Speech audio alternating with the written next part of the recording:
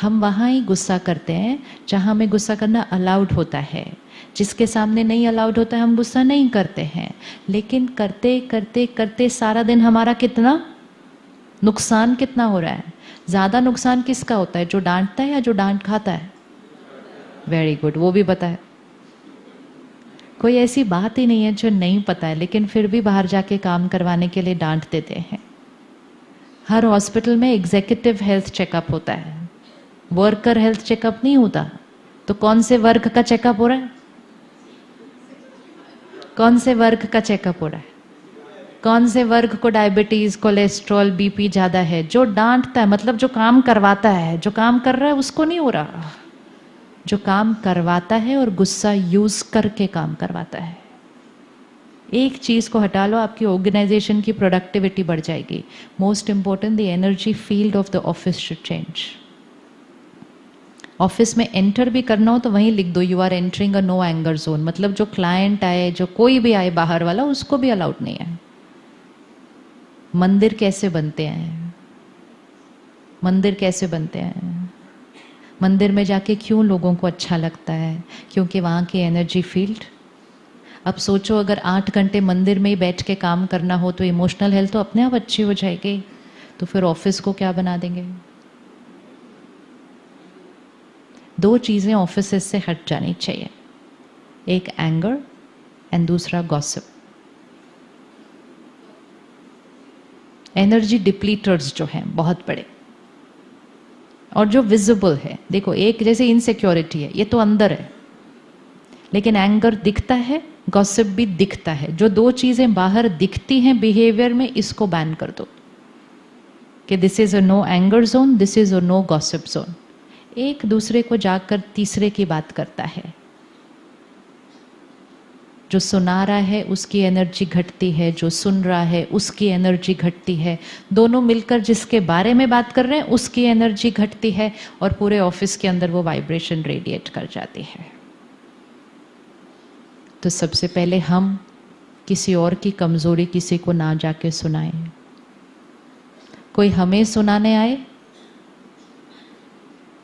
Office में भी अगर कोई किसी के बारे में प्रोफेशनली भी कुछ सुनाने आए तो बोलो दोनों इकट्ठे आना, तब बात करते हैं। एक के साथ बात करना is a waste of time, waste of energy. 2 office में क्या, आप सिर्फ हस्बैंड वाइफ के साथ अलग अलग बात कर लो, आप पेरेंट चाइल्ड के साथ अलग अलग बात कर लो, आपको दोनों एकदम राइट लगेंगे। लेकिन दोनों को इकट्ठे बात करने के लिए बोलो, ताकि दोनों एक दूसरे का नजरिया समझें और अपने आप ठीक कर लें अपनी बात को। लेकिन अगर हम एक का सुनेंगे, अगेन 2 लोगों को बोल दो अलग अलग आके इसको डिस्क्राइब करें, तो दोनों का डिस्क्रिप्शन एकदम अलग होगा। तो no gossip and no anger कर सकते हैं? इतना सोचना पड़ता है इसके लिए? ये तो बहुत इजी है, बहुत इजी है। एनर्जी डिप्लीटर्स को हटाना है ना, कि what is pulling down my energy field. Anger में इरिटेशन, टर्बुलेंस, ये सब आ गया। वही बात करो, डिसिप्लिन करो, लेकिन सभ्यता के साथ, सम्मान के साथ, डिग्निटी के साथ। उससे सामने वाले का जो बेनिफिट होगा वो तो होगा, लेकिन सबसे पहले किसका बेनिफिट होगा? अपना। ऑफिसेज में तो सामने वाले को असर होना अब बंद हो चुका है। जो लोग ज्यादा करते हैं सामने वाले को तो आदत पड़ जाती है, तो वो क्या कहते हैं, चलो जी फिर से भी चलो करो करो, आप 5 मिनट अपना जो आपको करना है आप करो, क्योंकि हमें तो अब आपकी आदत पड़ चुकी है। लेकिन सामने वाला बच जाएगा, जो कर रहा है वो नहीं बच सकता, because we are creating that anger, we are creating that energy. So करने वाला नहीं बचेगा, सामने वाला हैज अ चॉइस। कुछ लोग डांट खा लेते हैं, फिर जाते हैं, चाय पीते हैं, 4 लोगों के साथ बैठते हैं, कहते हैं आज भी उन्होंने शोर मचा दिया, कहते हैं छोड़ना तो रोज ही मचाते हैं, क्या करना है, हंसते हैं, उनके बारे में 4 लाइन बोलते हैं और काम पे आ जाते हैं। Does not make any difference at all. Immunity system is high. Daily है ना, कोई भी चीज डेली होगी उसके बाद नहीं असर पड़ेगा उसका। तो उससे क्या होता है, जो लीडर है उसके शब्दों की वैल्यू खत्म होने लगती है।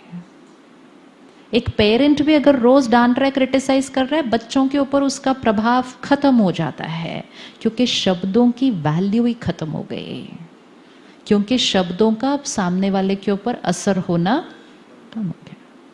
सो the power to influence, the power to transform, the power to discipline खत्म हो जाता है। तो अपनी पावर को संभाल के रखना है। हर रोज सुबह पहला 1 घंटा अपने लिए टाइम होना चाहिए। सुबह उठकर फोन सबसे पहले कौन देखता है? एनर्जी डिप्लीटर। एनर्जी डिप्लीटर। सबसे चीज इंपॉर्टेंट जो हमें एज अ प्रोफेशनल करनी है कि फोन का सही यूज, फोन का सही यूज। जब हमारे पास फोन नहीं थे, तो जब हम घर पहुंच जाते थे तो हम घर पे होते थे। अब जब हम घर पहुंच जाते हैं तो भी हम ऑफिस में। It's not that not to use the phone, but don't use the phone for office work, because with messages, with emails, with phone calls, if your mind is constantly at work, तो ये mind rest कब करेगा? आज India में depression rate इतना high क्यों है? India number 1 है इस साल